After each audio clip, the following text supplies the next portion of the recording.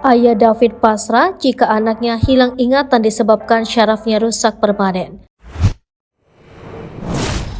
Jonathan Latumahina mengungkap kondisi David sebenarnya yang telah sadar usai koma karena dianiaya oleh Mario Dandi. Jonathan menyebutkan jika syaraf David berpotensi mengalami kerusakan permanen.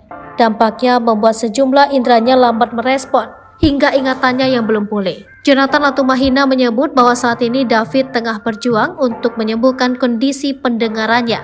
Tak hanya itu saja, Jonathan Latumahina juga mengatakan soal kondisi syaraf David. Saat ini syaraf David mengalami kerusakan akibat trauma yang ia alami, sehingga diduga berpotensi dapat terjadi secara permanen. Akan tetapi, kondisi David justru mengalami kemajuan hingga menimbulkan kemungkinan untuk sembuh. Sebelumnya, Jonathan Latumahina tampaknya pasrah jika David tak mengingat semua kenangannya usai dianiaya oleh Mario Dandi.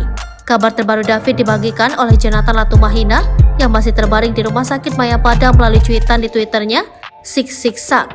Dalam cuitan itu, Jonathan mengunggah kondisi David yang masih terbaring namun kini sudah mulai membaik. David yang sudah membuka mata terlihat masih dalam keadaan lemas. Tak hanya itu saja, dalam keterangannya pula, Jonathan mengaku pasrah jika kondisi sang anak harus hilang ingatan, terutama saat kejadian penganiayaan yang dilakukan oleh Mario Dandi.